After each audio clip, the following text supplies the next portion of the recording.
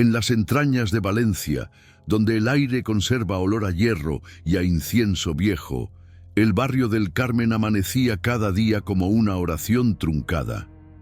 Era 1875 y las campanas de Santa Catalina repicaban más por costumbre que por fe.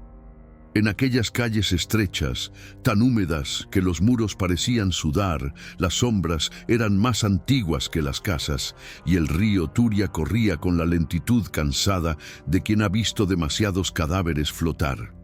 Allí, en una vivienda encajada entre un taller de herrería y una botica ruinosa, vivían Isabel Ruiz y su marido Mateo. Ella era costurera. Sus dedos cosían hábitos para monjes que ya no creían en el cielo. Él, herrero, golpeaba el metal hasta arrancarle chispas, como si quisiera forjar la redención. No habían tenido suerte, 3 hijos muertos antes de ver la luz. La gente del barrio decía que la sangre de Isabel estaba maldita, que algún ancestro suyo había traído pecado desde las colonias del Caribe, mezclando rezos y conjuros. Durante la última cuaresma, Isabel comenzó a sentir un movimiento distinto en su vientre, no el temblor dulce de una vida, sino una agitación densa como un animal encerrado. El médico atribuyó el mal a los nervios, pero una vieja partera, doña Celestina, tocó el abdomen y palideció. «Aquí no late un corazón», murmuró. «Aquí laten 2, y uno de ellos no es de este mundo». Las semanas siguientes, los vecinos oían ruidos extraños durante la madrugada. Un llanto que no salía de garganta humana, pasos pequeños que corrían por el techo. Mateo, pragmático, cerró las ventanas con tablones y juró no hablar del asunto, pero Isabel comenzó a soñar con un cuarto subterráneo lleno de cunas vacías. Siempre despertaba con la sensación de que alguien respiraba detrás de su nuca, todavía desde dentro de su propio cuerpo. La noche del parto llegó con un cielo sin luna y un viento que hacía temblar las imágenes de los santos. Doña Celestina volvió, llevando velas y una cruz de hierro. Cuando Isabel rompió fuente, el agua salió oscura, casi negra.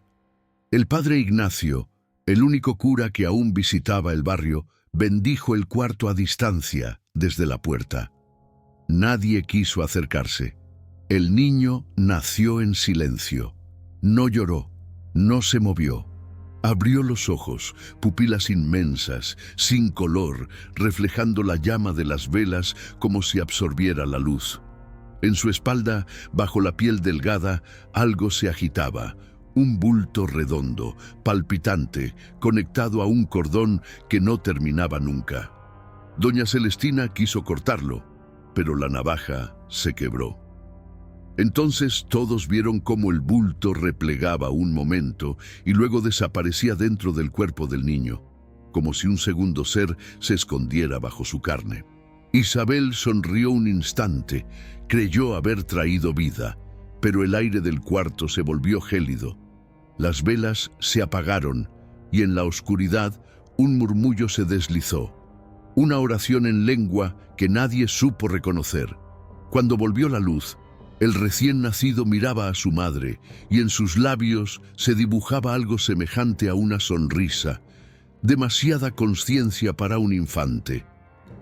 Esa madrugada los perros del barrio aullaron sin descanso.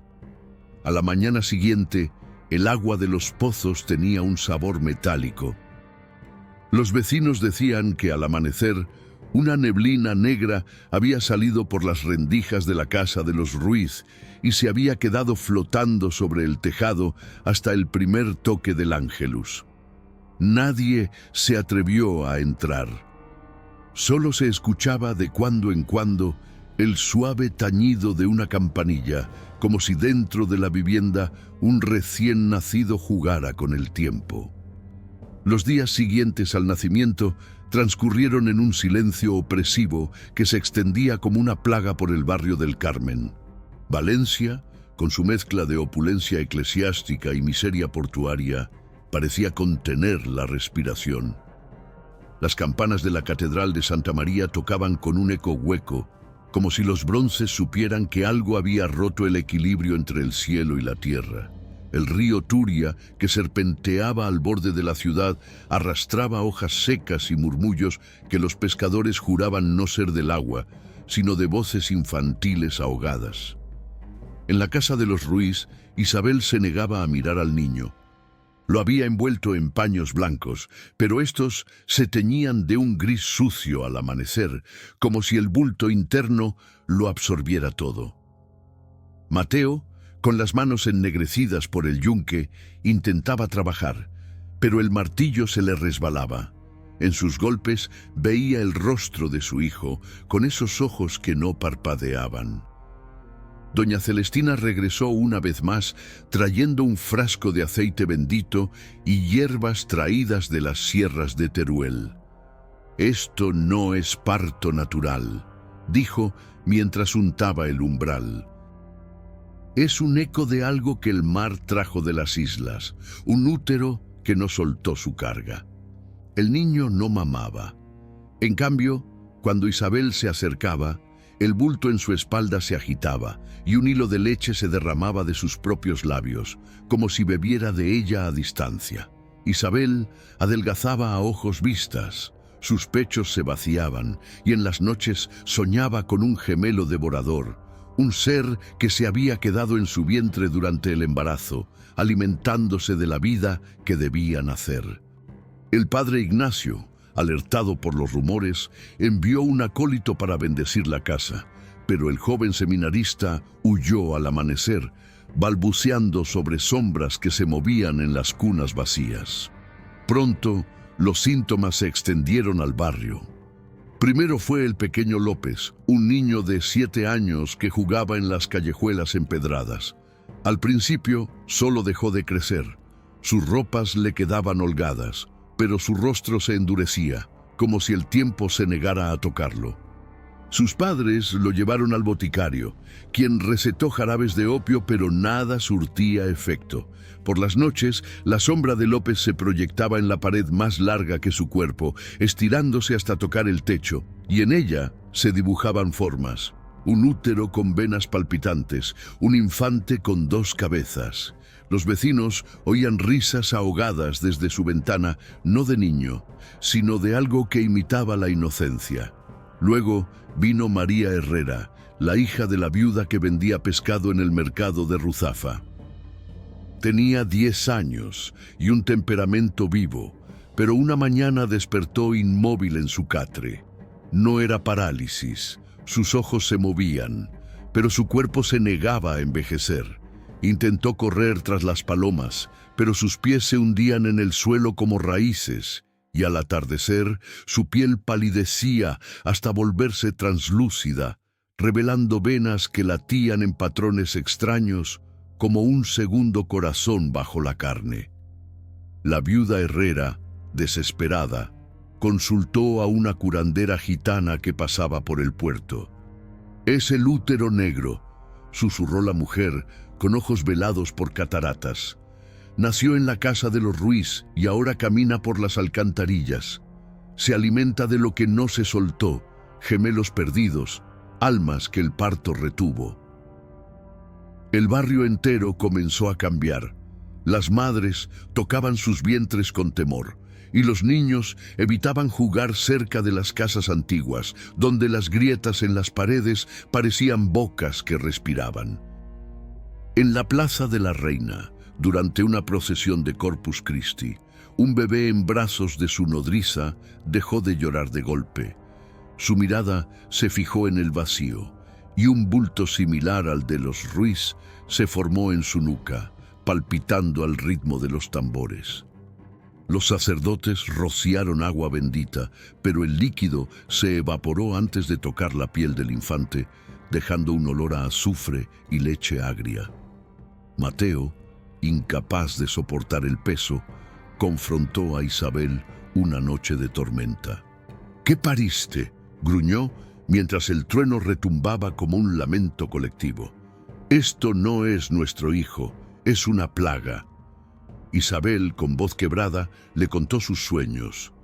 Visiones de esclavas en las plantaciones de Cuba, mujeres forzadas a parir bajo el látigo, cuyos úteros se negaron a soltar la vida, maldijoando la sangre española con un hambre eterna. «Lo traje de vuelta», dijo ella, «no de mí, sino de ellas. El gemelo que devora es la venganza que el mar no ahogó». Al día siguiente, un herrero vecino encontró a su aprendiz, un chico de 14, dibujando en el taller, úteros con dientes afilados, niños eternos que se multiplicaban como sombras. El muchacho no hablaba, solo sonreía, y su sombra se dividía en dos bajo la luz de la forja. El padre Ignacio, ahora personalmente involucrado, llegó al barrio con un libro encuadernado en cuero negro, traído de los archivos vaticanos. «Esto es un flagelo uterino», declaró en la iglesia de San Nicolás ante un puñado de feligreses aterrorizados. «No es demonio, sino recuerdo humano, el dolor de madres que el imperio aplastó, regresando para reclamar lo que se les robó». Pero las palabras del cura no calmaban el aire. En las alcantarillas un goteo constante se oía, como llantos lejanos filtrándose desde abajo. Los gatos del barrio desaparecían y en su lugar se encontraban cunas vacías en los patios, con pañales manchados de una sustancia viscosa, negra como tinta. El útero negro no mataba, congelaba, extendiendo su sombra sobre el Carmen como una niebla que olía a parto interrumpido y promesas rotas. Los rumores se esparcieron hasta el puerto, donde marineros contaban de un barco holandés que había naufragado años atrás, cargado de reliquias africanas y mujeres en cadenas. Algunos decían que el mal había llegado con las olas, otros que siempre había estado allí, dormido en las piedras de Valencia. Lo cierto era que el barrio ya no dormía. En cada ventana una vela ardía, y en cada suspiro un temor nuevo nacía. El sol de Valencia se ponía como una herida abierta sobre el barrio del Carmen, tiñendo las fachadas de un rojo que parecía sangre diluida en el río Turia. Era finales de junio de 1875, y el calor sofocante hacía que las sombras se pegaran a las paredes como sudores fríos. Las procesiones de la Virgen de los Desamparados pasaban por las calles, pero los fieles caminaban con pasos vacilantes, sus rosarios apretados en puños que temblaban. El útero negro ya no era un rumor confinado a la casa de los Ruiz. Se había filtrado en las conversaciones de las tabernas, en los confesionarios y en los mercados, donde las madres intercambiaban miradas de pánico al hablar de niños que no crecían, de sombras que se multiplicaban solas. El padre Ignacio de la Cruz, un jesuita de 50 años, con rostro surcado por cicatrices de misiones en las Filipinas, llegó al barrio al atardecer de un jueves.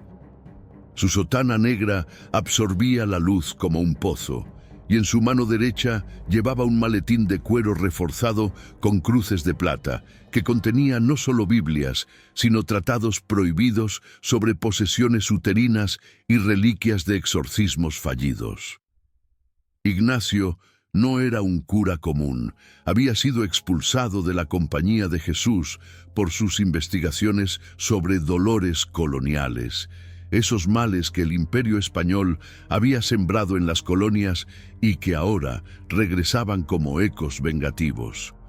«El mal no viaja solo», solía decir, «lleva el peso de las cadenas que lo forjaron». Su primer destino fue la iglesia de San Nicolás, un templo gótico con arcos que parecían dedos esqueléticos apuntando al cielo. Allí, ante un altar adornado con velas que parpadeaban como ojos nerviosos, Ignacio reunió a una docena de feligreses. Mateo Ruiz, con los ojos enrojecidos por noches sin dormir, la viuda Herrera, aferrada a un pañuelo manchado de lágrimas, y doña Celestina, cuya presencia silenciosa llenaba el aire de olor a hierbas amargas. «Hermanos», comenzó Ignacio con voz grave que resonaba como un órgano bajo, Lo que azota el Carmen no es un demonio del infierno, sino un recuerdo del paraíso perdido. El útero negro es la marca de madres esclavizadas cuyos partos fueron robados por el látigo y el mar. Ahora, sus gemelos no nacidos reclaman lo que se les negó. No muerte, sino eternidad en carne ajena. Mateo interrumpió, su voz ronca por el humo de la forja. Padre, mi hijo, no es humano, se mueve solo y cuando lo miro siento que me succiona el alma. Ignacio asintió, abriendo su maletín para revelar un libro encuadernado en piel humana, o eso juraban los rumores, titulado Flagella uterina, ecos de las colonias. Las páginas amarillentas describían casos similares. En La Habana, 1840, una plantación donde esclavas yoruba invocaron espíritus para que sus úteros retuvieran la vida, maldijuando a los capataces con niños inmortales que devoraban la vitalidad de sus linajes. Esto llegó con los barcos, explicó Ignacio. Un gemelo parasítico, no de carne, sino de sombra, se alimenta de lo que el parto no soltó: ira, hambre, venganza. Al día siguiente, Ignacio visitó la casa de los Ruiz bajo un sol que quemaba como juicio divino. La puerta crujió al abrirse y un olor a leche rancia y metal oxidado lo golpeó como una bofetada. Isabel yacía en un catre, su vientre aún hinchado como si el parto no hubiera terminado. Sus ojos, hundidos en ojeras, lo miraron con una mezcla de súplica y desafío. El niño, al que habían llamado Tomás por un santo mártir, reposaba en una cuna de madera astillada, pero no dormía. Sus ojos seguían cada movimiento del sacerdote y el bulto en su espalda palpitaba al ritmo de un corazón invisible. Ignacio se acercó con una cruz de olivo bendito, recitando el Salmo 139. Si tomo las alas de la mañana y moro en el extremo del mar, aún allí me guiará tu mano. Pero al tocar la frente del infante, un frío glacial subió por su brazo, y la cruz se tiñó de negro, como si la madera absorbiera tinta. Tomás no lloró. En cambio, su boca se abrió en una sonrisa que revelaba dientes diminutos, afilados como los de un pez depredador. No es posesión, murmuró Ignacio retrocediendo. Es herencia. Isabel, ¿tus ancestros tocaron las costas africanas? ¿Hubo sangre mestiza en tu linaje? Isabel, con voz entrecortada, confesó fragmentos de su historia familiar. Una bisabuela traída de Angola en un barco negrero, forzada a parir en las bodegas del imperio, cuyo útero se negó a soltar un gemelo para vengar las cadenas. Lo siento dentro de mí aún, dijo ella, tocándose el abdomen. No salió del todo, ahora vive en él y en los niños del barrio. Ignacio tomó notas en un cuaderno, dibujando símbolos, un útero con raíces que se extendían como venas por el mapa de Valencia. Debemos confrontarlo, declaró. Un exorcismo no bastará. Necesitamos un ritual de liberación, mezclar fe cristiana con los conjuros que el mal trajo, pero la intervención del padre no pasó inadvertida.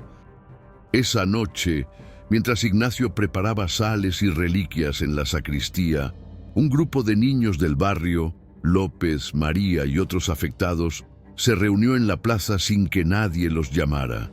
No jugaban, se sentaban en círculo, sus sombras fusionándose en una forma colectiva, un vientre negro palpitante que proyectaba imágenes en el suelo empedrado.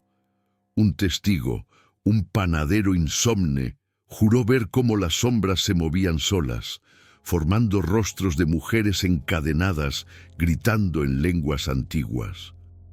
Los padres, aterrorizados, intentaron arrastrar a sus hijos a casa, pero los pequeños se resistían con una fuerza inhumana, sus ojos brillando con la misma vacuidad que los de Tomás. Ignacio salió a la plaza con una antorcha y un hisopo de agua bendita, rociando el círculo. El humo se elevó y por un instante el aire se llenó de un lamento colectivo. no de niños, sino de madres lejanas, sus voces filtrándose desde el otro lado del océano. Uno de los pequeños, un niño de 5 años llamado Pedro, se levantó y señaló al sacerdote. «Tú también lo llevas», dijo con voz que no era suya. «En tus misiones viste partos robados. El útero negro te recuerda». Ignacio palideció. Recuerdos de Filipinas lo asaltaron, mujeres indígenas forzadas por soldados españoles, úteros que maldecían en tagalo. La confrontación duró hasta el alba. Ignacio logró disolver el círculo con oraciones en latín mezcladas con salmos yoruba que había aprendido en secreto, pero el costo fue visible. Los niños volvieron a sus casas, pero ahora caminaban encorvados, como si cargaran un peso interno. Mateo, testigo de todo, confrontó al padre al amanecer. «Si esto es venganza, ¿por qué castiga a los inocentes?» Ignacio, exhausto, respondió: «No castiga, reclama equilibrio. El imperio sembró hambre en vientres ajenos. Ahora esos vientres regresan para devorar el tiempo de los culpables». Al día siguiente, el barrio amaneció con una calma falsa. Las alcantarillas goteaban un líquido viscoso y en las paredes de San Nicolás aparecieron grietas nuevas, como venas que sangraban oscuridad. Ignacio sabía que su intervención era solo el comienzo. El útero negro no se exorcizaba con cruces solas. Necesitaba aliados, curanderos gitanos del puerto, archivos olvidados en la catedral, y quizás el coraje de Isabel para enfrentar lo que aún latía en su interior. Pero en las sombras de El Carmen, algo observaba, esperando el próximo movimiento en este juego eterno de nacimientos interrumpidos y venganzas no nacidas. El verano de 1875 en Valencia se convirtió en un horno de miedos ancestrales, donde el calor no solo derretía el asfalto de las plazas, sino que parecía licuar las almas de los habitantes del barrio del Carmen. El río Turia, ahora teñido de un verde turbio por las lluvias tardías, arrastraba no solo basura portuaria, sino rumores que se enredaban en las redes de los pescadores como algas vivas. Las campanas de la Catedral de Santa María repicaban con un tono grave, casi fúnebre, como si anunciaran no misas, sino entierros prematuros. El útero negro, ese gemelo parasítico nacido de venganzas coloniales, ya no se confinaba a la casa de los Ruiz. Se había filtrado en las venas del barrio como una infección silenciosa, extendiendo su sombra sobre hogares, calles y hasta los sueños colectivos del Carmen. En los días siguientes a la confrontación en la plaza, los síntomas se multiplicaron como plagas bíblicas. No era una enfermedad que el boticario pudiera curar con sanguijuelas o jarabes de laurel. Era un mal que se propagaba por el aire húmedo, por el contacto de manos temblorosas en el mercado de Ruzafa, por los susurros de madres que compartían pan y terror. Primero, afectó a las familias más humildes, los jornaleros del puerto, con sus hijos descalzos que jugaban en las alcantarillas. El pequeño Antonio, hijo de un estibador llamado Javier, tenía 6 años y una risa que solía llenar las callejuelas. Una mañana, su madre lo encontró sentado en el suelo del patio, inmóvil, con los ojos fijos en una grieta de la pared. No respondía a su nombre. En cambio, su vientre se hinchaba y deshinchaba como si respirara por él mismo. Javier, desesperado, lo llevó al padre Ignacio, quien lo examinó bajo la luz parpadeante de una lámpara de aceite. «Mira aquí», dijo el sacerdote presionando el abdomen del niño. «Sientes el latido doble. El gemelo no nacido de alguna abuela esclava ha encontrado refugio en su carne». Antonio no lloró, solo sonrió, y en esa sonrisa Javier juró ver el rostro de una mujer africana encadenada en las bodegas de un galeón español. La plaga no discriminaba. En la casa de la viuda Herrera, María, La niña de 10 años ya afectada comenzó a hablar en lenguas fragmentadas, palabras yoruba mezcladas con valenciano, como si un espíritu transatlántico le prestara la voz. Sus padres, aterrorizados, la ataron a la cama con sábanas benditas, pero durante la noche las cuerdas se aflojaron solas y María se levantó para dibujar en las paredes con su propia sangre, úteros con bocas abiertas, niños eternos que se multiplicaban en espirales infinitas. La viuda, al amanecer, encontró a su hija en la cocina, bebiendo leche directamente del suelo, donde un charco se había formado sin explicación. «No es hambre», gimió la mujer al contárselo a doña Celestina. «Es sed de algo que no se nombra». La curandera, con sus manos nudosas, preparó un té de ruda y sal, pero al administrárselo a María, el líquido se volvió negro en su garganta y la niña escupió un hilo viscoso que olía a mar y a cadenas oxidadas. Pronto, el pánico colectivo se apoderó del barrio. Las madres formaron grupos en la Plaza de la Reina, intercambiando amuletos y rezos improvisados, cruces de olivo entrelazadas con raíces de mandrágora, traídas por gitanos del extrarradio. Pero el útero negro respondía con crueldad sutil. En la familia de los panaderos López, el hijo mayor, de 12 años, dejó de crecer de golpe. Su cuerpo se encogió, volviéndose liviano como una hoja seca, mientras su sombra se hinchaba, proyectando formas de infantes gemelos que gateaban por el suelo del horno. El padre, un hombre robusto que amasaba pan desde el alba, encontró a su hijo una noche devorando harina cruda, no con la boca, sino absorbiéndola a través de la piel, como si su carne se volviera esponjosa para alimentar el bulto interno. «Es como si comiera por dos», gritó el panadero en la taberna del puerto. «Uno visible y otro que lo mantiene vivo para siempre». Los parroquianos, ebrios de vino y miedo, comenzaron a culpar a los Ruiz. «Esa costurera parió el diablo», decían. «Hay que quemar su casa como en los viejos tiempos de la Inquisición». Mateo Ruiz, oyendo los murmullos, se armó de valor y salió a las calles al anochecer, con un martillo en la mano y una cruz colgada al cuello. Enfrentó a un grupo de jornaleros en la esquina de la calle de las Barcas. «No fue mi mujer», bramó, mientras el eco de su voz rebotaba en las fachadas húmedas. «Fue el mar, los barcos que trajeron esclavos y maldiciones. Mi hijo es inocente, pero lo que lleva dentro no lo es». La riña escaló. Un hombre lanzó una piedra y Mateo sangró por la frente.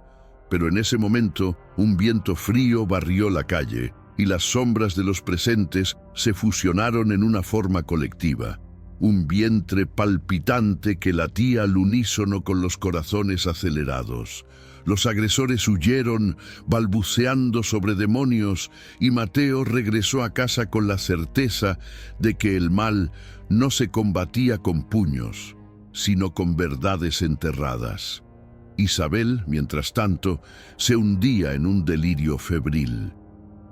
Sus sueños ahora eran visiones vívidas, plantaciones en Cuba, donde mujeres como su bisabuela, con barrigas hinchadas por embarazos forzados, invocaban a los orishás para que sus úteros retuvieran la vida como arma. «No soltaremos», cantaban en los sueños de Isabel. «Dejaremos que crezcan dentro eternos para devorar a los que nos encadenaron». Al despertar, encontraba su vientre marcado con estrías que brillaban en la oscuridad, como venas de tinta viva. Intentó ayunar, rezar, incluso cortarse con una tijera de costura, pero la herida se cerraba sola y el bulto de Tomás palpitaba en respuesta, como si compartieran un pulso transatlántico. El padre Ignacio, testigo del caos creciente, convocó una reunión secreta en la sacristía de San Nicolás. Allí, bajo la luz de velas que proyectaban cruces deformes en las paredes, Reunió a los afectados: Mateo, la viuda Herrera, doña Celestina y un gitano curandero llamado Ramiro, que había llegado del puerto con un tambor de piel de cabra. La plaga se extiende porque el útero negro no es uno, explicó Ignacio, desplegando mapas antiguos con rutas de barcos negreros. Es una red. Cada niño afectado es un nodo, conectado por el dolor de madres olvidadas. En La Habana, en Angola, en Filipinas, el imperio dejó úteros malditos que ahora despiertan. Ramiro, con ojos velados por humo de incienso, añadió: no basta con exorcizar. Hay que ofrecer sangre por sangre, un ritual donde las madres del barrio liberen lo que retuvieron, pero el pánico no esperaba rituales. Esa misma noche, un incendio estalló en una casa vecina a los Ruiz, no por fuego natural, sino por sombras que se inflamaron solas, devorando muebles y cunas en un humo negro que olía a parto quemado. Los bomberos, al apagar las llamas, encontraron en las cenizas un feto momificado, como si el útero negro hubiera expulsado su secreto en venganza. El barrio entero se vació al amanecer. Familias huían hacia el centro de Valencia, cargando niños inmóviles en carretas, dejando atrás puertas entreabiertas que goteaban un líquido viscoso. En la quietud posterior, Isabel salió por primera vez en semanas. Caminó por las calles desiertas, su mano sobre el vientre, y sintió cómo el mal la guiaba hacia las alcantarillas, donde un coro de llantos infantiles subía como vapor. No es plaga, susurró para sí. Es nacimiento. El padre Ignacio la vio desde la ventana de la iglesia y supo que la extensión del horror era solo el preludio de una confrontación mayor. El útero negro no se contentaba con congelar vidas. Buscaba multiplicarse, convirtiendo el Carmen en un vientre colectivo, eterno y hambriento. Las campanas tocaron el Ángelus, pero su eco se perdió en la niebla que se alzaba del río, trayendo consigo el aroma salado de mares lejanos y cadenas rotas. La noche del 15 de julio de 1875 cayó sobre Valencia como un manto de terciopelo negro, espeso y sofocante, donde las estrellas parecían ojos que observaban sin parpadear. El barrio del Carmen, ahora un laberinto de calles vacías y puertas atrancadas con cruces de sal, respiraba con dificultad bajo el peso de la plaga. El río Turia murmuraba a lo lejos, sus aguas agitadas por un viento que traía ecos de olas atlánticas, como si el océano mismo conspirara para despertar antiguos pecados. Las campanas de la Catedral de Santa María habían cesado su tañido habitual. En su lugar, un silencio roto solo por el goteo constante de las alcantarillas, donde el útero negro parecía susurrar promesas de eternidad a los niños atrapados en su red. El padre Ignacio, con el rostro demacrado por noches de estudio febril, había convocado el ritual en las catacumbas bajo la iglesia de San Nicolás, un lugar olvidado, excavado en la roca viva de Valencia, donde los primeros cristianos habían escondido reliquias de mártires y, según los archivos prohibidos, también artefactos paganos traídos de las colonias. El aire allí abajo era frío y húmedo, impregnado de olor a tierra removida y cera quemada, con paredes que exudaban una humedad que formaba figuras abstractas, úteros con venas, infantes con alas de sombra. Ignacio había preparado el espacio con meticulosidad, un círculo de sal marina mezclada con cenizas de incienso yoruba obtenido de un contrabandista portuario. En el centro, una mesa de piedra improvisada con un crucifijo de olivo y un tambor de piel de cabra, regalo de Ramiro el gitano. Velas de sebo ardían en los rincones, proyectando sombras que danzaban como gemelos inseparables. Los participantes llegaron al anochecer, guiados por antorchas que parpadeaban como almas indecisas. Mateo Ruiz cargaba a Tomás en brazos. el niño inmóvil pero alerta, su bulto interno palpitando contra el pecho del herrero como un segundo corazón. Isabel caminaba detrás, su vientre aún marcado por estrías luminosas que brillaban tenuemente en la penumbra como si el mal la reclamara de vuelta. La viuda herrera traía a María, la niña de ojos vacíos que ahora tarareaba melodías en lenguas muertas. Doña Celestina portaba un morral de hierbas, ruda, ajenjo y mandrágora, y Ramiro, el curandero gitano, llevaba su tambor y un collar de huesos de animales, reliquias de rituales andaluces que invocaban a los ancestros africanos. Un puñado de madres del barrio se unió en silencio, mujeres con rostros surcados por el hambre y el miedo, tocando sus propios vientres como si temieran que el útero negro las tocara a ellas también. Ignacio comenzó el ritual con una oración en latín, su voz resonando en las bóvedas como un eco de catedrales lejanas. Domine, libéranos de omni malo, et abum brauteri nigri nos custodi. Pero no era un exorcismo tradicional. Ignacio había fusionado textos vaticanos con conjuros yoruba aprendidos en misiones prohibidas. El mal no se expulsa con cruces solas, explicó mientras trazaba símbolos en el suelo con tiza bendita. Es un recuerdo colonial, úteros de esclavas que retuvieron gemelos para vengar partos robados. Debemos ofrecer liberación, no destrucción, sangre por sangre, fe por fe. Ramiro inició el tambor, un ritmo lento y profundo que imitaba latidos dobles, y las mujeres formaron un círculo alrededor de la mesa, uniendo manos en una cadena humana. Tomás fue colocado en el centro, sobre un paño blanco teñido de rojo con vino sacramental. Isabel se acercó primero, cortándose la palma con una daga de plata, un gesto simbólico de ofrecer su sangre materna.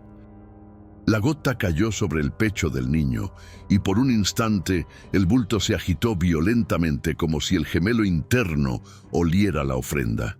«Libera lo que retuviste», susurró Isabel, recitando un rezo que doña Celestina le había enseñado, mezcla de Ave María y invocación a Yemayá, la diosa del mar y los partos. «Madre de aguas saladas, suelta la cadena que el imperio forjó». El tambor de Ramiro aceleró, y las velas flamearon más alto, proyectando en las paredes visiones fugaces. Barcos negreros cruzando el Atlántico, mujeres encadenadas gritando mientras sus vientres se contraían en vano. Gemelos no nacidos flotando como sombras en las bodegas. La viuda herrera se unió, ofreciendo un mechón de cabello de María, símbolo de su linaje materno. La niña, al sentir el tirón, se convulsionó. Su sombra se desprendió del cuerpo por un segundo, revelando una forma etérea. Un infante gemelo con ojos acusadores, extendiendo manos hacia las mujeres del círculo.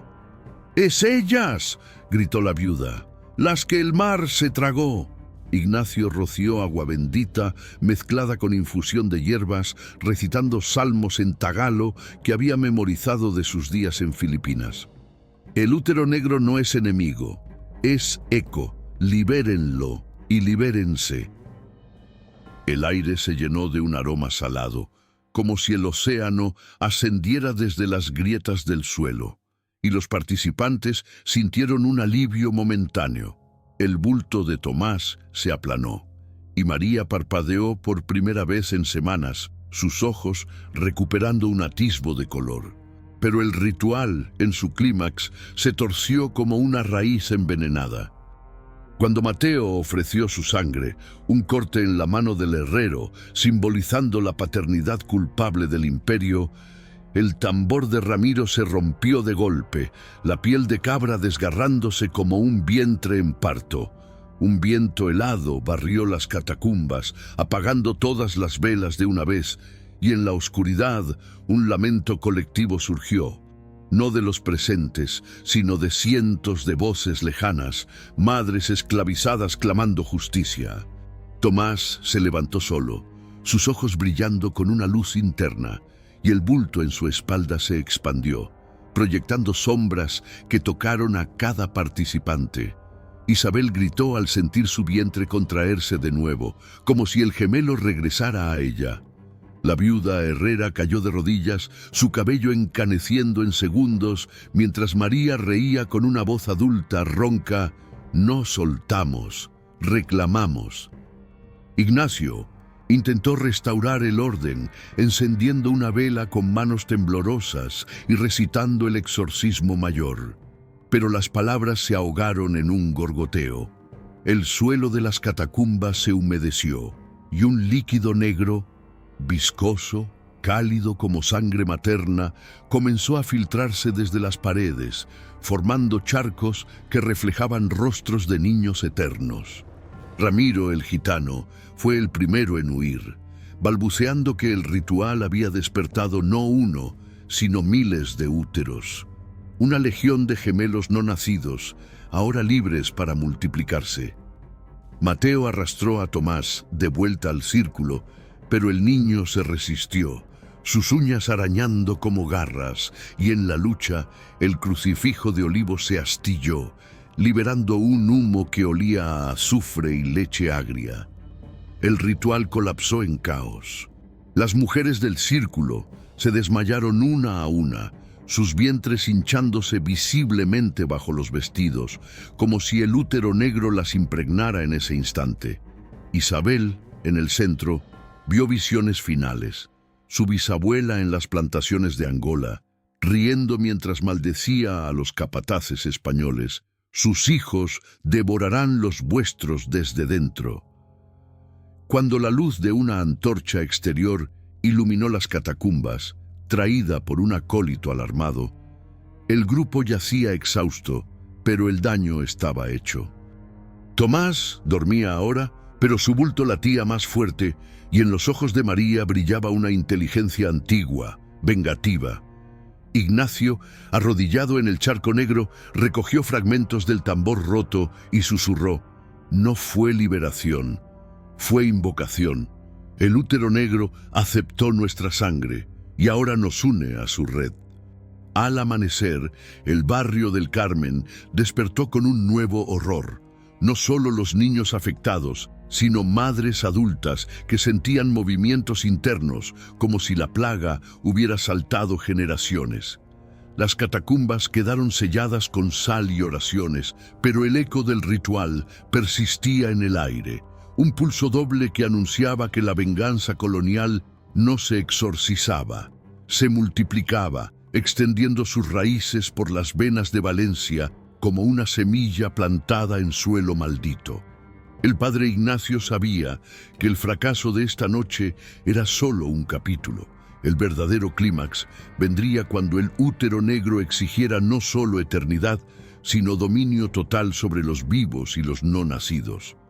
El alba del 16 de julio de 1875 se levantó sobre Valencia como un velo rasgado, donde la luz del sol filtraba a través de nubes grises que parecían úteros hinchados, goteando una lluvia fina y ácida sobre el barrio del Carmen. El río Turia, agitado por la tormenta de la noche anterior, lamía las orillas con un chapoteo rítmico, como si el agua misma recordara los lamentos del ritual fallido. Las calles del barrio, empedradas y resbaladizas, olían a tierra removida y a algo más profundo, un aroma metálico, como sangre diluida en leche materna, que se adhería a las fachadas y a la piel de quienes osaban salir de sus casas. Las campanas de la iglesia de San Nicolás tocaron un ángelus tardío, pero su sonido se distorsionó en el aire húmedo, convirtiéndose en un eco doble, como si cada badajo golpeara dos veces, una por los vivos y otra por los no nacidos. En las catacumbas selladas, el padre Ignacio permaneció hasta el mediodía, arrodillado en el suelo manchado de líquido negro, sus manos temblorosas recogiendo fragmentos del tambor roto de Ramiro. El gitano había huido al amanecer, dejando atrás un collar de huesos que ahora yacía disperso como reliquias de un parto interrumpido. Ignacio sentía el peso del fracaso en su pecho. El ritual, destinado a liberar, había tejido una red más profunda.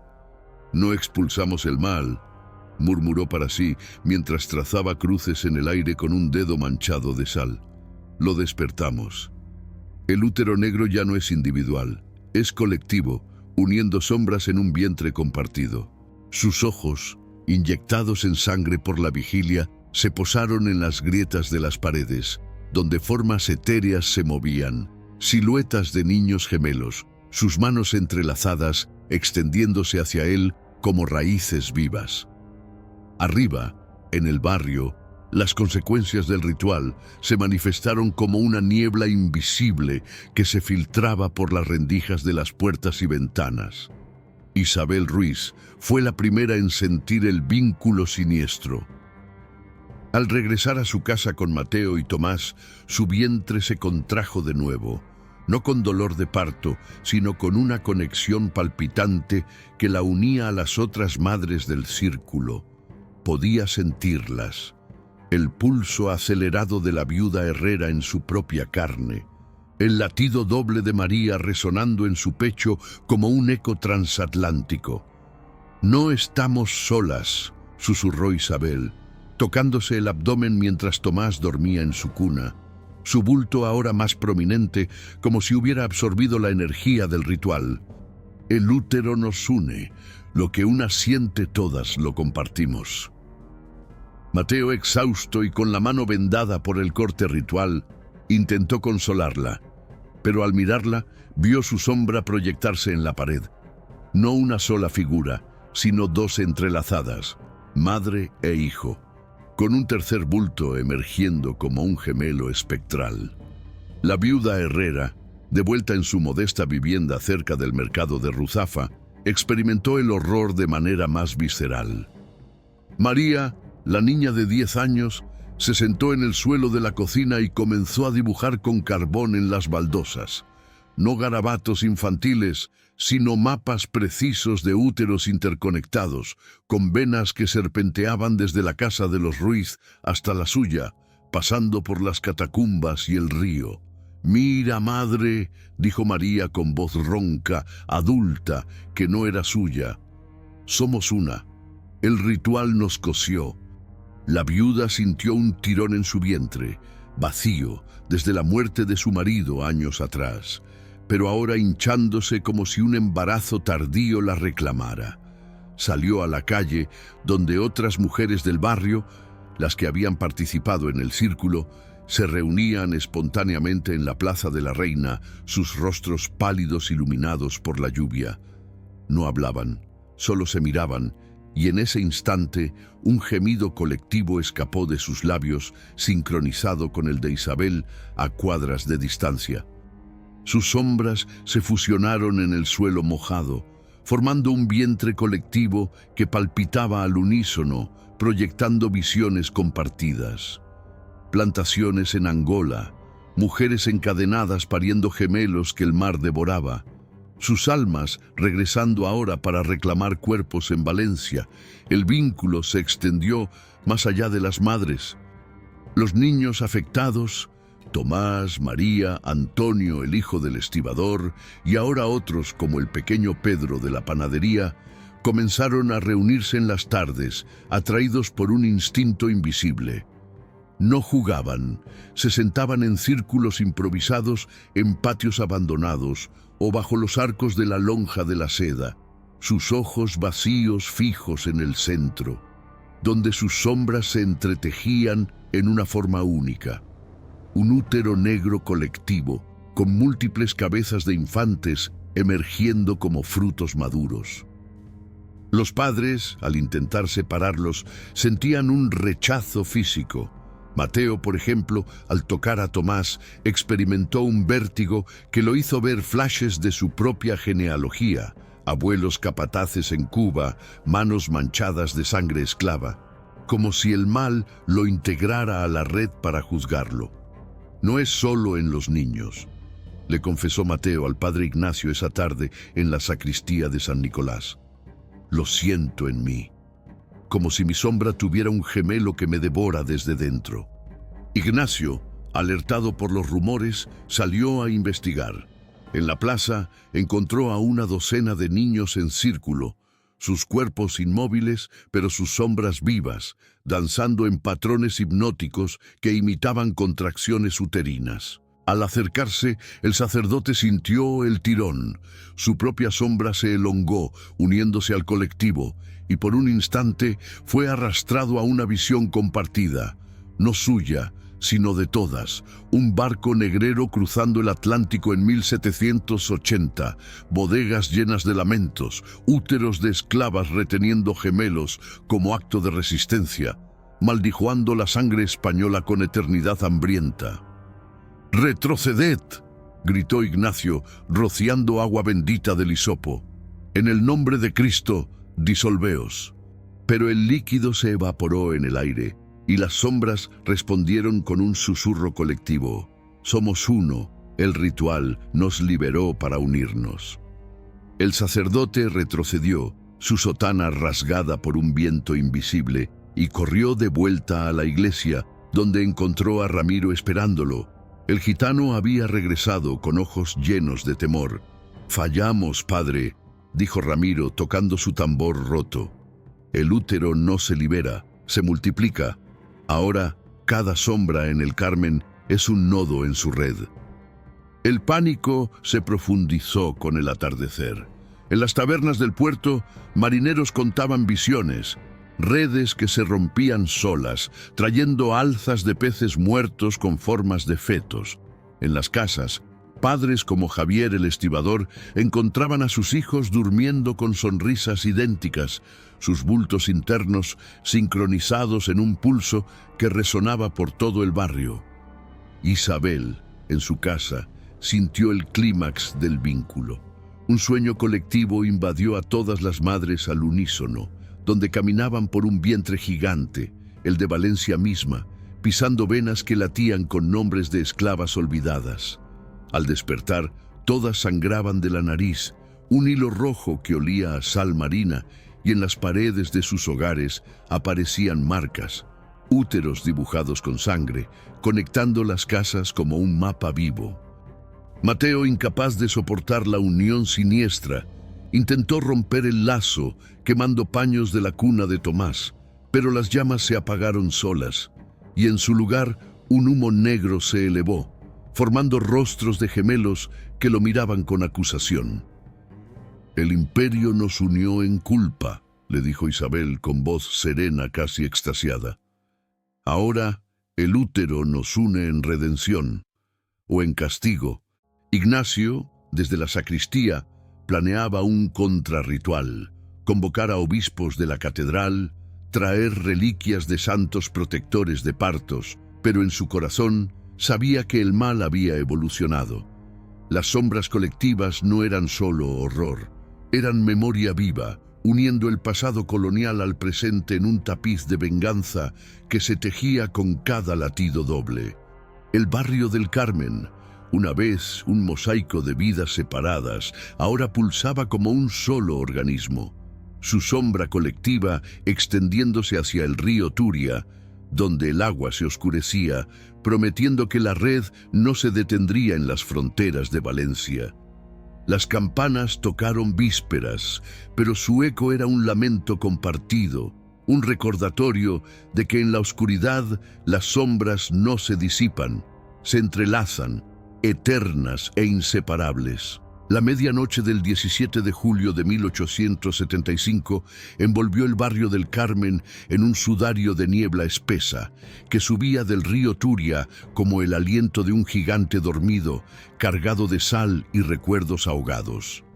Valencia, con sus torres góticas perforando el cielo nublado, parecía una catedral invertida, donde las sombras no se proyectaban en el suelo, sino que ascendían por las paredes como venas vivas. El aire estaba cargado de un zumbido bajo, un pulso doble que resonaba en los pechos de los habitantes, sincronizando corazones con el latido colectivo del útero negro. Las calles, ahora desiertas, salvo por el ocasional aullido de un perro o el crujido de una puerta mal cerrada, olían a ozono y a algo más íntimo.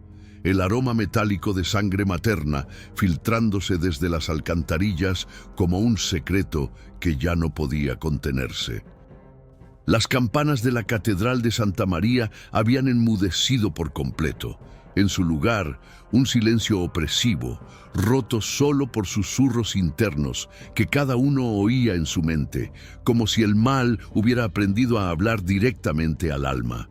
En la casa de los Ruiz, Isabel se sentó en el borde de su catre, con las manos temblorosas sobre el vientre, donde el bulto de Tomás, ahora visible incluso a través de la cuna, latía en armonía con el suyo. El ritual fallido había tejido un lazo invisible, pero la confrontación interna era más cruel, no un horror externo, sino un espejo que reflejaba traumas enterrados, arrastrados desde las profundidades coloniales de su linaje. Isabel cerró los ojos, y el mundo se disolvió en una visión compartida, no soñada, sino vivida. Se vio a sí misma no en Valencia, sino en las bodegas de un barco negrero cruzando el Atlántico en 1785. Era su bisabuela, Amina, una mujer de piel ébano y ojos fieros, encadenada a la madera húmeda, su vientre hinchado por un embarazo forzado por un capataz español. «No soltaré», gruñía Amina en la visión, mientras las olas azotaban el casco. «Mi gemelo se quedará dentro para devorar a los tuyos desde la raíz». Isabel sintió el dolor del parto interrumpido. Contracciones que no culminaban, un útero que se cerraba como una trampa, reteniendo la vida como arma de venganza. Despertó jadeando, con lágrimas calientes rodando por sus mejillas, pero no eran suyas. Eran las de Amina, filtrándose a través de generaciones como un río de resentimiento. «Lo llevo en mí», susurró Isabel a la oscuridad. «No es Tomás, es ella, reclamando su parto robado». Mateo, a su lado, intentó abrazarla, pero al tocarla, su propia confrontación lo golpeó. Visiones de su abuelo, un capataz en las plantaciones de Cuba, azotando mujeres como Amina, riendo mientras sus vientres sangraban. «Yo soy el culpable», gritó Mateo apartándose como si quemara. «Mi sangre forjó las cadenas. El útero me juzga desde dentro». Su sombra se retorció en la pared, dividiéndose en dos. El herrero y el esclavista, unidos en un gemelo interno que lo devoraba con culpa. El padre Ignacio, en la sacristía de San Nicolás, enfrentaba su propia batalla interna bajo la luz parpadeante de una vela solitaria. El sacerdote se había arrodillado ante un altar improvisado, con el libro Flagela Uterina abierto en sus rodillas, pero el texto se desdibujaba ante sus ojos. El lazo colectivo del útero negro lo había alcanzado, arrastrándolo a recuerdos que había enterrado en sus misiones jesuitas. En la visión, no era el Ignacio devoto de ahora, sino el joven seminarista en Filipinas, 1840, testigo de soldados españoles violando a indígenas tagalas, forzando partos en chozas de bambú bajo la excusa de civilización. Vio a una madre, con el vientre abierto por un parto traumático, maldijoando al cielo en Bisaya: «Tu fe es cadena. Mi útero retendrá lo que robas y regresará a devorarte». Ignacio sintió el peso de su silencio entonces. No había intervenido, había escrito informes al Vaticano en lugar de rezar por las víctimas. Ahora, en la sacristía, su pecho se contrajo como si un gemelo no nacido lo habitara. Un bulto invisible palpitaba bajo su sotana, recordándole cada omisión. «Perdóname, Señor», gimió golpeando el suelo con el puño. «Fui parte del imperio que sembró estos males». Pero la visión no perdonaba. Rostros de madres coloniales lo rodeaban, sus ojos acusadores proyectados en las paredes como sombras vivas, susurrando: «Tu cruz bendijo las cadenas. Ahora lleva nuestro peso». Ignacio se levantó tambaleante, su rostro surcado por sudor frío, y miró su reflejo en un crucifijo de plata. No uno, sino dos rostros superpuestos, el sacerdote y el cómplice, unidos en un útero de culpa que lo congelaba en el tiempo. La viuda Herrera, en su casa cerca del mercado, sufría una confrontación más personal, amplificada por el lazo materno. María, su hija, yacía en el catre, pero ahora era la viuda quien sentía el tirón interno, un vacío en su vientre que se llenaba de visiones de su propia juventud. En 1850, durante una hambruna en el interior de Valencia, había perdido un embarazo por trabajar en los campos bajo el yugo de terratenientes que evocaban el eco colonial. No fue hambre, reveló la visión. Fue el útero negro, probando mi linaje, reteniendo un gemelo que ahora despierta en María. La viuda se miró en un espejo roto, viendo su sombra hincharse con un bulto que no era físico sino emocional, el dolor de generaciones de mujeres silenciadas, desde esclavas africanas hasta campesinas españolas, todas unidas en un resentimiento que devoraba la vitalidad. María abrió los ojos en ese momento y su voz, adulta, colectiva, habló. Madre, el ritual nos abrió. Siente lo que ellas sintieron, el parto robado, la vida negada. La viuda cayó de rodillas, sangrando de la nariz como en el sueño colectivo anterior, pero esta vez el fluido formó palabras en el suelo. Únete o muere sola. El lazo la obligaba a confrontar no solo su pérdida, sino la complicidad pasiva de su familia en el sistema imperial, donde mujeres como ella habían cosido uniformes para barcos negreros sin cuestionar. Ramiro el gitano, regresado a la sacristía para buscar refugio con Ignacio, no escapaba a la red. Su confrontación era cultural, visiones de sus ancestros andaluces, gitanos perseguidos por la Inquisición española que habían incorporado rituales africanos traídos por moriscos expulsados. En la visión vio a su abuela invocando a los orishás en cuevas de Granada, reteniendo gemelos en úteros para vengar pogromos, pero también aliándose con el mal colonial al usarlo como arma. Somos puentes del horror, gimió Ramiro, tocando su tambor roto. Mi sangre gitana llevó el útero negro de África a España. Su sombra se dividió en la pared de la sacristía, una mitad bailarina flamenca, la otra encadenada en un barco, unidas en un baile eterno de resistencia y culpa. Ignacio, compartiendo la visión por el lazo, lo consoló. Todos somos cómplices. El imperio nos tejió en su tela. Ahora el útero nos obliga a mirarla. Doña Celestina, la partera, enfrentaba el trauma en su taller de hierbas, donde frascos de ruda y mandrágora temblaban solos. Su visión la llevó a 1820, cuando asistió partos en un convento de Valencia, ignorando los susurros de monjas que ocultaban abortos forzados en esclavas domésticas. Mis manos bendijeron el silencio, confesó a una Isabel que llegó buscando alivio. Ayudé a retener lo que debían hacer por miedo a la iglesia. Su vientre, seco por la edad, se contrajo ahora con un dolor fantasma y en él sintió el gemelo colectivo, no suyo, sino de todas las parteras que habían cosido heridas coloniales sin curarlas. La confrontación interna culminó al amanecer cuando los afectados se reunieron involuntariamente en la Plaza de la Reina, atraídos por el pulso compartido. Sus sombras se fusionaron en un vientre gigante proyectado en el empedrado mojado, reflejando visiones colectivas. El imperio español como un útero corrupto, pariendo monstruos que ahora regresaban para devorar a sus herederos. Isabel, en el centro, sintió la culminación. No es castigo, dijo con voz que resonaba en todas. Es juicio. Debemos enfrentar lo que llevamos dentro, o el útero nos consumirá a todos. Ignacio llegó jadeante, su sotana manchada de sangre de una herida autoimpuesta, y proclamó: la red nos obliga a la verdad. Solo confesando el pecado colonial En voz alta, en ritual, romperemos el lazo. Pero en las sombras, el útero negro susurraba de vuelta: confiesa y únete para siempre.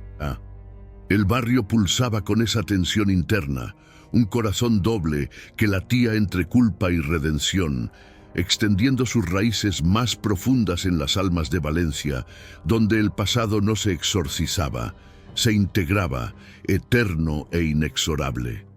Las primeras luces del sol tiñeron la plaza de rojo, pero no disiparon las sombras, las hicieron más vívidas, prometiendo que la confrontación apenas comenzaba. La noche del 20 de julio de 1875 descendió sobre Valencia como una maldición bíblica, con un cielo sin estrellas que parecía un útero cerrado, opresivo y eterno. El barrio del Carmen, ahora un cascarón vacío de sus antiguos moradores. Muchos habían huido hacia el interior de la ciudad, dejando puertas abiertas que goteaban un líquido negro y viscoso. Pulsaba con un latido colectivo que se sentía en las sienes de quienes quedaban. El río Turia rugía a lo lejos, sus aguas hinchadas por una tormenta inminente, trayendo ecos de mares atlánticos donde barcos negreros habían sembrado las semillas del horror. Las fachadas de las casas antiguas, con sus balcones de hierro forjado, proyectaban sombras que se movían solas, como venas palpitantes conectadas a un corazón subterráneo. El aire estaba cargado de ozono y de un olor más profundo, el metálico de la sangre materna mezclada con sal marina. Un aroma que se filtraba desde las alcantarillas y hacía que los pocos transeúntes se taparan la nariz, como si olieran su propio parto interrumpido. Las campanas de la Catedral de Santa María, mudas desde días atrás, fueron reemplazadas por un trueno distante que retumbaba como un lamento colectivo, anunciando que el clímax del útero negro no se pospondría más. El padre Ignacio, con el rostro demacrado y surcado por venas que parecían mapas de rutas coloniales, había convocado el ritual final en las catacumbas bajo San Nicolás. El mismo lugar donde el primero había fallado, ahora un útero simbólico excavado en la roca viva de Valencia. El sacerdote había pasado el día preparando el espacio con una urgencia febril. El círculo de sal, ahora reforzado con cenizas de reliquias vaticanas, traídas en secreto de la catedral. En el centro, una mesa de piedra grabada con símbolos híbridos. Cruces latinas, entrelazadas con bebés yoruba, dibujados con tiza bendita y sangre de paloma sacrificada. Velas de cera de abeja, untadas con aceite de mirra, ardían en los rincones, su luz parpadeante proyectando en las paredes húmedas formas de úteros con bocas abiertas, como si las rocas mismas respiraran el horror. Ignacio llevaba una sotana raída, manchada de los charcos negros del ritual anterior, y en su mano un crucifijo de plata que había fundido él mismo, incorporando fragmentos de un tambor gitano roto. «Esta vez no invocamos», declaró a los reunidos, su voz resonando en las bóvedas como un eco de confesionario. «Confrontamos.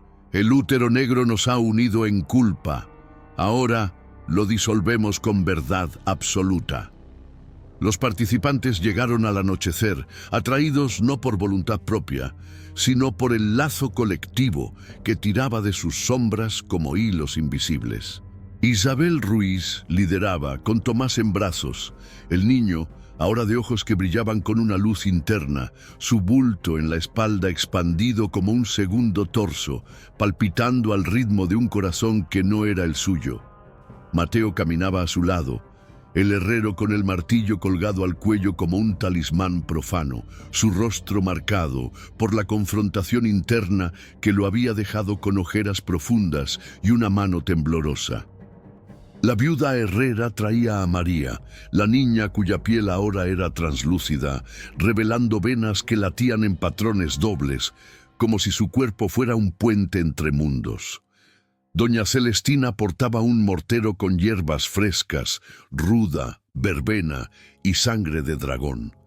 sus manos nudosas temblando por la visión de su propio linaje de parteras cómplices. Ramiro el gitano había regresado con un nuevo tambor improvisado de cuero curtido y huesos de animales, su expresión estoica ocultando el terror de su confrontación cultural. Unas pocas madres del barrio se unieron, mujeres con vientres hinchados por el lazo, sus rostros pálidos iluminados por antorchas que parpadeaban como almas indecisas. Todos sentían el tirón, un pulso que sincronizaba sus pasos, haciendo que sus sombras se fusionaran en el suelo de las catacumbas, formando un vientre colectivo que se contraía en anticipación. Ignacio inició el clímax con una oración híbrida, su voz grave elevándose sobre el goteo de las paredes. Domine et orichas, liberad lo retenido. En el nombre de la sangre derramada en mares y plantaciones, disolved el útero negro. Ramiro comenzó el tambor, un ritmo frenético que imitaba contracciones uterinas aceleradas, mientras las mujeres formaban un círculo más apretado, uniendo manos en una cadena que temblaba con energía contenida. Isabel colocó a Tomás en la mesa de piedra, y el niño se levantó solo, sus ojos fijos en el sacerdote como si lo reconociera de visiones pasadas. «Ofrezcamos la verdad», dijo Ignacio, cortándose la palma y dejando que su sangre goteara sobre el crucifijo fundido. «Yo confieso, en Filipinas vi partos robados y callé. Mi fe bendijo cadenas. La sangre chisporroteó al tocar el metal, y por un instante el aire se llenó de un aroma a hierro caliente, como el de un barco negrero en tormenta. Mateo se acercó a continuación, su voz ronca quebrándose. Mi abuelo azotó vientres en Cuba, mi sangre lleva el látigo, libera lo que herí». Golpeó el martillo contra la mesa, y un eco resonó, como si la piedra respondiera con un gemido. Isabel, con lágrimas que olían a sal africana, tocó su vientre.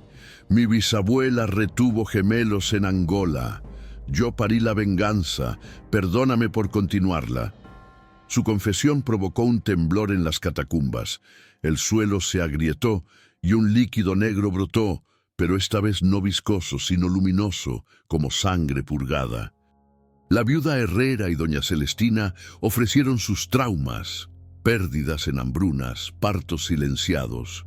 Y Ramiro invocó a los ancestros gitanos con un canto en caló mezclado con yoruba, su tambor acelerando hasta que las velas flamearon como infiernos. María, en el centro con Tomás, comenzó a cantar con voz colectiva. «Somos los no nacidos, reclamamos equilibrio». Las sombras se alzaron, formando un vórtice alrededor de la mesa, proyectando visiones compartidas, plantaciones en llamas, barcos hundiéndose con cadenas rotas, úteros liberando gemelos como espíritus vengativos. El clímax alcanzó su punto álgido cuando Ignacio alzó el crucifijo, recitando el exorcismo mayor fusionado con un conjuro de liberación. «Suelta lo retenido, útero negro, y regresa al mar de donde viniste».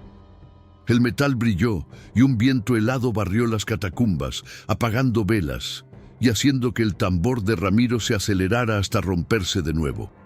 Tomás y María se convulsionaron, sus bultos expandiéndose como si el mal intentara multiplicarse una última vez. El líquido negro inundó el círculo, subiendo hasta las rodillas de los participantes, cálido como sangre viva. Isabel gritó al sentir su vientre contraerse en un parto fantasma, expulsando no un niño, sino una sombra etérea que se unió al vórtice. Mateo cayó de rodillas en el fluido, viendo su linaje disolverse. Capataces convirtiéndose en esclavos, cadenas rompiéndose en sus manos. La viuda Herrera y las madres gimieron en unísono, sus vientres deshinchándose mientras el lazo se tensaba al límite, como un cordón umbilical a punto de romperse. Pero el horror alcanzó su cenit en una reviravolta cruel. El vórtice no se disolvió, se intensificó absorbiendo las confesiones como combustible. Las sombras se solidificaron en formas de gemelos no nacidos, cientos de ellos emergiendo del líquido negro con ojos acusadores y manos extendidas. «Confesasteis», susurró una voz colectiva saliendo de Tomás y María. Pero la culpa no se lava, se integra. Ignacio sintió el tirón final. Su sombra se desprendió, uniéndose al vórtice, y por un instante el sacerdote fue arrastrado a un abismo colectivo. El útero negro como un océano de almas retenidas, devorando el tiempo de Valencia entera. Ramiro gritó mientras su tambor se convertía en polvo, y doña Celestina cayó inerte, sus hierbas disolviéndose en el fluido.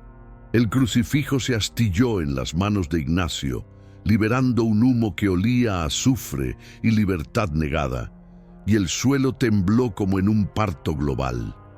El clímax colapsó en un estallido.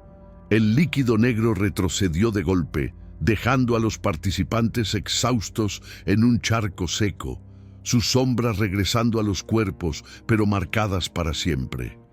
Tomás y María cayeron dormidos, sus bultos aplanados pero no desaparecidos, como si el mal hubiera sido herido, no destruido.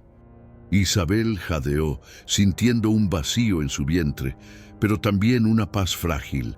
Lo enfrentamos, pero nos cambió. Ignacio, arrodillado en la oscuridad restaurada por una vela solitaria, recogió fragmentos del crucifijo. El clímax no fue victoria, fue pacto.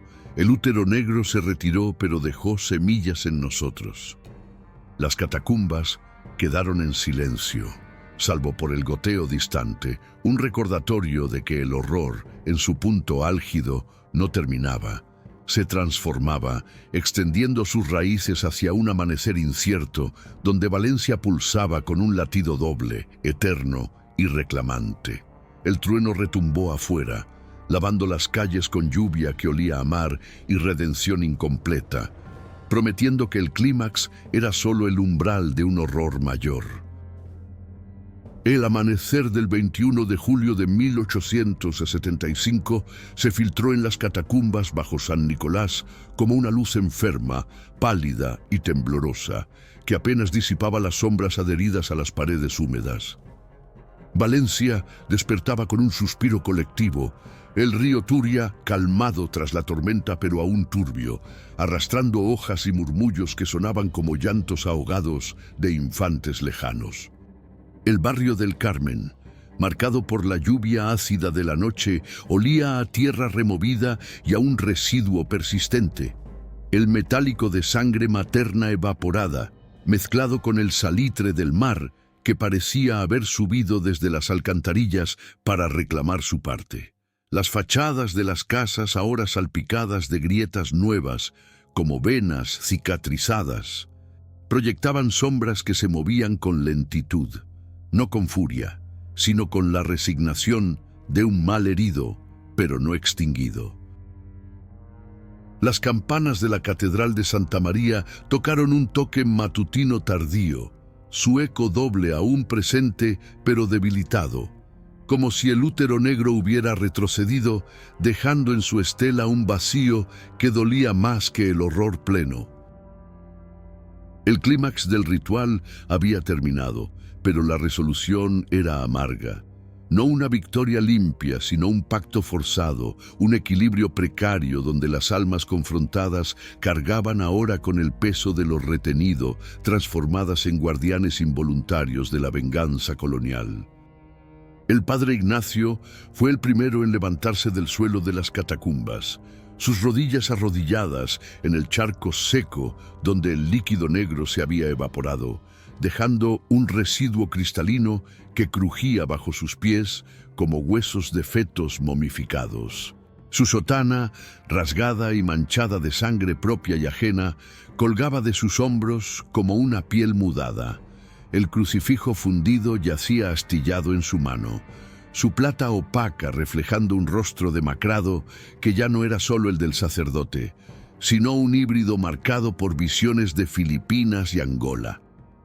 «No lo destruimos», murmuró Ignacio, Mientras ayudaba a Ramiro a incorporarse, el gitano con el rostro surcado por surcos de lágrimas secas. Lo domesticamos, a costa de nosotros. El lazo colectivo persistía, pero atenuado. Ya no un pulso opresivo, sino un susurro interno, un recordatorio constante de que el útero negro había aceptado las confesiones no como redención, sino como ofrenda. Ignacio sintió en su pecho un bulto fantasma, no físico, sino emocional. El gemelo de su culpa jesuita, ahora integrado a su fe, obligándolo a llevar el peso de madres silenciadas en cada misa que oficiara. Salió a la superficie cojeando, el sol matutino quemándole los ojos, y miró el barrio.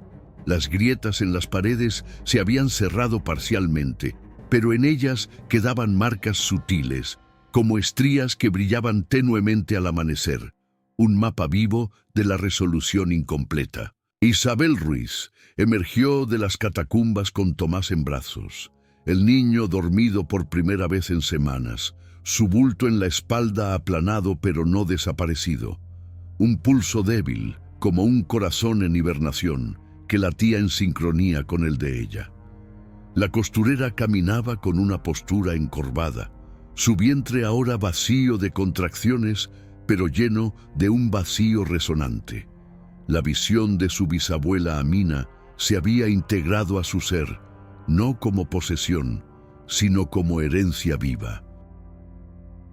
«Parí algo eterno», le dijo a Mateo, que la seguía con el martillo colgando inerte de su mano, como un símbolo de fuerza quebrada. «El ritual lo herí, pero lo hice parte de mí. Ahora, cada costura que dé recordará las cadenas que cosí en sueños». Mateo, el herrero, asintió con ojos hundidos. Su confrontación interna lo había dejado con manos temblorosas, incapaces de golpear el yunque sin ver flashes de látigos coloniales. En casa, al colocar a Tomás en la cuna, sintió el lazo persistente. El niño ya no devoraba vitalidad, pero absorbía recuerdos. Los de Mateo como capataz heredado, transformados en lecciones amargas que lo envejecían antes de tiempo. «La resolución es esta», gruñó Mateo mirando su reflejo en un charco de lluvia. «No soy libre, soy testigo. El útero me obliga a forjar no hierro, sino memoria». Isabel, tocando su abdomen marcado por estrías que ahora brillaban con una luz interna tenue, sintió una paz frágil. El gemelo retenido de Amina la había liberado de la maternidad ciega, pero la ataba a una maternidad colectiva donde cada madre del barrio compartía su carga. Al amanecer salió al patio y vio a otras mujeres, las del círculo ritual, haciendo lo mismo, tocando sus vientres, sus sombras fusionándose brevemente en un vientre colectivo que se contraía una vez, como un suspiro de alivio mezclado con advertencia.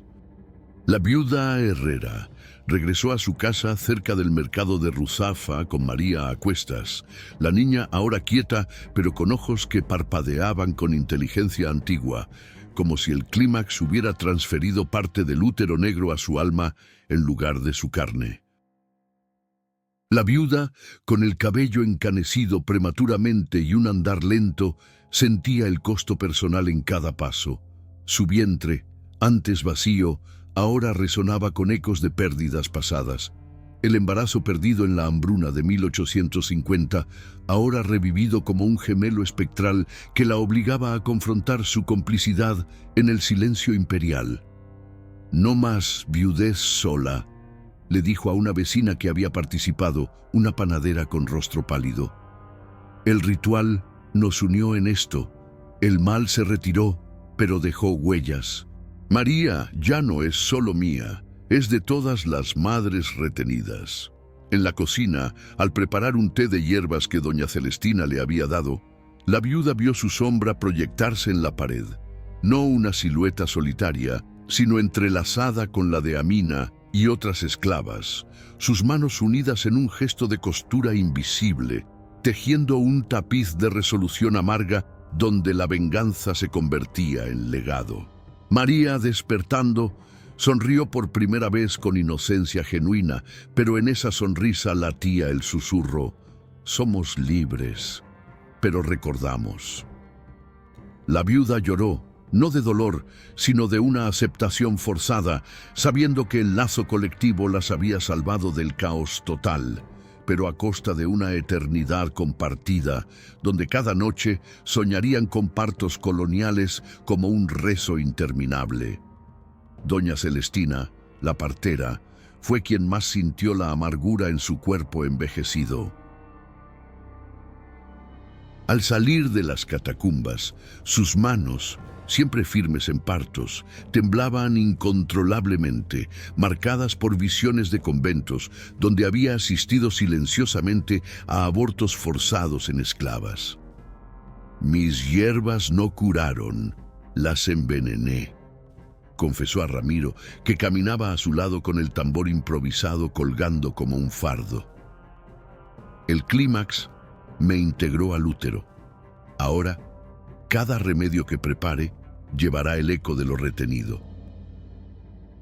En su taller, rodeada de frascos que ahora parecían ojos acusadores, preparó una infusión para el grupo, pero al beberla, todos sintieron el residuo, un pulso débil que recordaba el mal, no para aterrorizar, sino para enseñar.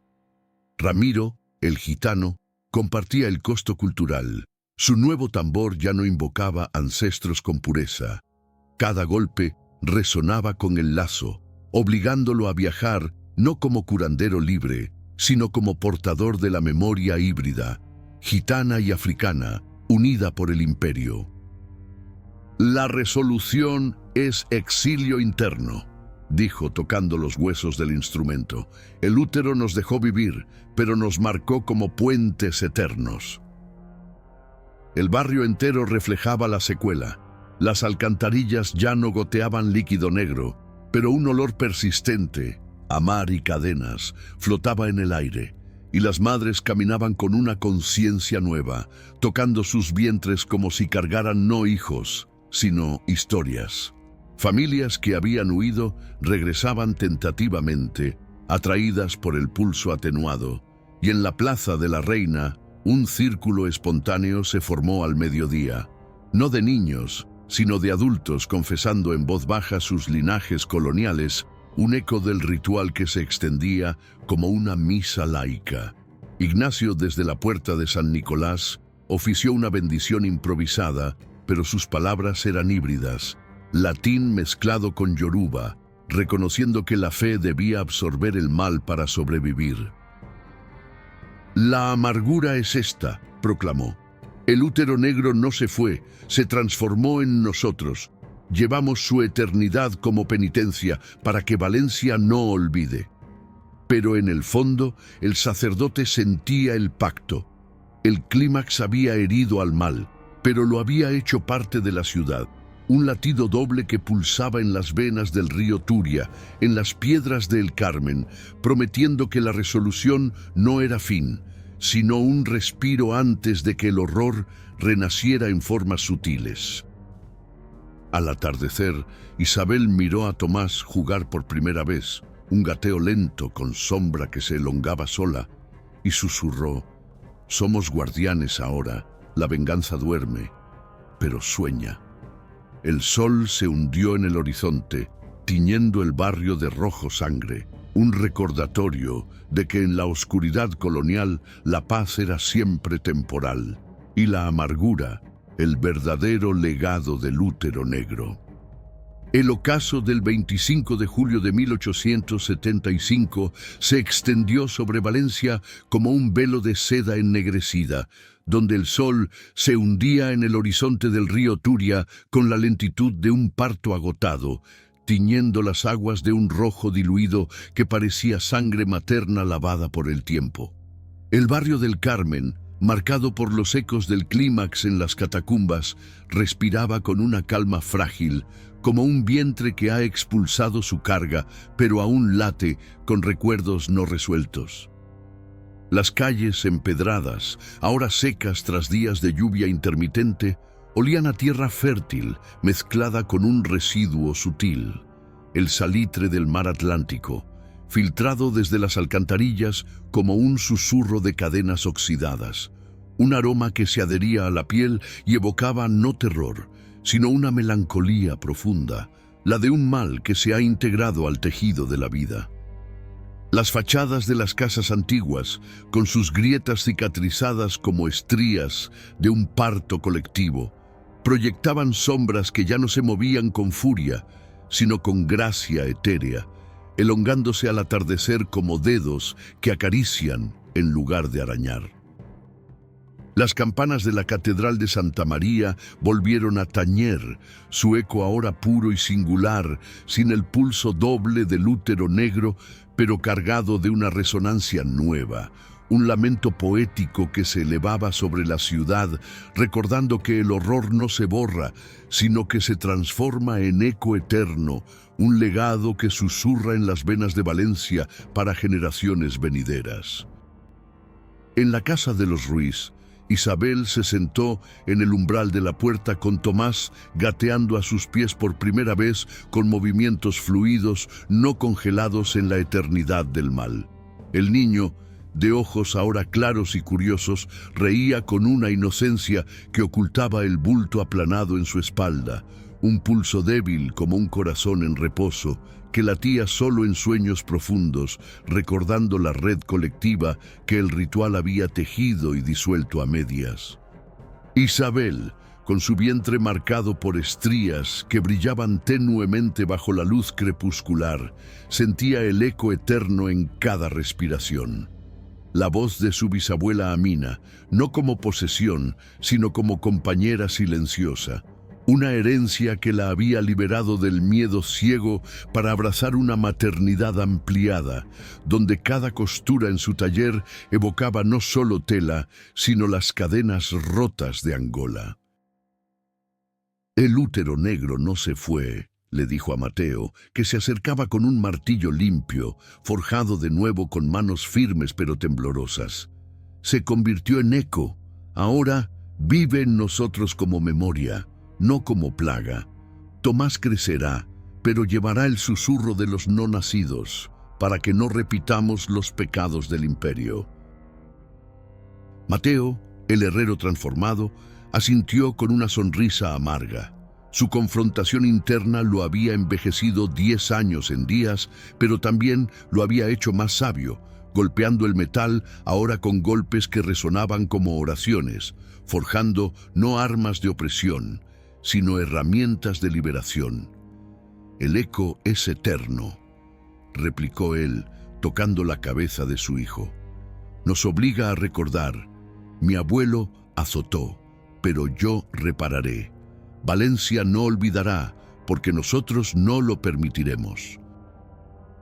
Al atardecer, padre e hijo jugaron en el patio, sus sombras fusionándose brevemente en una forma armónica, no un vientre devorador, sino un círculo protector, un símbolo de que el legado del útero negro era ahora equilibrio, un pulso que latía con justicia ancestral en lugar de venganza ciega.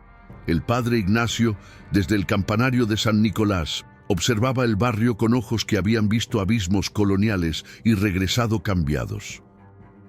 Su sotana, remendada con hilo bendito, colgaba de un cuerpo debilitado por el clímax, pero fortalecido por la resolución amarga. El crucifijo astillado reposaba en el altar, incorporado a una nueva reliquia híbrida, plata fundida con fragmentos de tambor gitano y hierbas de Doña Celestina, un artefacto que simbolizaba la fe transformada. El eco eterno no es maldición, reflexionó Ignacio mientras el sol se hundía y las primeras estrellas parpadeaban como ojos de gemelos liberados. Es lección. El imperio sembró úteros retenidos en mares y plantaciones. Ahora Valencia los lleva como eco en mis misas y en los sueños de sus hijos. No exorcicé el mal, lo integré a la iglesia para que cada rezo honre a las madres olvidadas. En la sacristía había comenzado a escribir un tratado anónimo, Ecos uterinos, legado colonial, páginas que describían no horrores, sino lecciones, cómo el dolor de esclavas africanas, indígenas filipinas y mujeres valencianas se unía en un tapiz eterno, obligando a la sociedad a confrontar su sangre manchada. Ramiro el gitano, sentado a su lado con un tambor reparado, añadía versos en caló. Mi pueblo fue puente del horror. Ahora somos guardianes del eco. El ritmo no invoca venganza, sino memoria, para que los barcos negreros queden en canciones, no en cadenas. Juntos tocaron una melodía suave, tambor y órgano bajo, que se elevó por las calles, atrayendo a los regresados del barrio, un himno poético que transformaba el lamento en catarsis. La viuda Herrera y doña Celestina caminaban por la Plaza de la Reina al anochecer con María y otros niños jugando en círculos no siniestros, sino alegres, sus sombras elongadas danzando con la brisa del río. La viuda, con su cabello plateado como un velo de sabiduría ganada, sentía el eco en su vientre vacío. El clímax nos robó la inocencia, pero nos dio propósito. María crece ahora, pero lleva el susurro de las retenidas, Amina, las indígenas, las parteras silenciadas. No es carga, es voz. Doña Celestina, con manos que ya no temblaban, distribuía infusiones de hierbas purgadas. Mis remedios curan ahora de verdad, porque incorporan el eco. El útero negro se convirtió en raíz de sanación, un legado que une madres de todos los mares. Las mujeres del barrio se reunían en grupos espontáneos, compartiendo no miedos, sino historias, relatos de linajes coloniales, partos robados y gemelos eternos, tejiendo un folclore nuevo donde el horror se volvía poesía, un eco que educaba en lugar de aterrorizar. En el mercado de Ruzafa, vendedores hablaban de la niebla del Carmen, no como plaga, sino como velo protector, un susurro que advertía contra la opresión, extendiéndose por Valencia como un río de memoria viva. El eco eterno se extendió más allá del barrio, tocando la ciudad entera. Pescadores en el puerto contaban cómo el Turia ya no arrastraba fetos espectrales, sino peces con escamas que brillaban como ojos recordatorios. Y en la catedral, feligreses rezaban misas híbridas, latín con toques yoruba, honrando a santas de partos como Yemayá disfrazada. El legado del útero negro era este, no un fin abrupto, sino una transformación poética, donde el mal colonial se convertía en hilo conductor de la historia valenciana, obligando a generaciones a llevar el pulso doble como herencia. Isabel, mirando las estrellas desde su puerta, sintió el cierre. El horror nació en cadenas, murió en confesiones, pero su eco vive en nosotros, eterno, para que el imperio no renazca. Tomás rió a sus pies, y en esa risa el barrio entero suspiró, un eco armónico, no siniestro, prometiendo que en la oscuridad de Valencia la memoria era la verdadera luz, un latido que perduraba más allá del tiempo, uniendo vivos y no nacidos en un tapiz infinito de justicia y olvido redimido. Y así, en las noches del Carmen, cuando el río susurra y las sombras se elongan, el eco del útero negro persiste, no como terror, sino como canción ancestral, un recordatorio de que lo retenido siempre regresa, pero en formas que curan si se escucha. Valencia guarda este secreto como una herida que no sangra, sino que canta, eterno e inexorable. Si este relato te erizó la piel, o si has sentido un eco similar en tu propia historia familiar, un susurro de partos olvidados, un latido doble en la noche, cuéntame en los comentarios. ¿El útero negro aún acecha en tu linaje? Suscríbete para más ecos prohibidos de la historia macabra y no ignores las sombras que te siguen.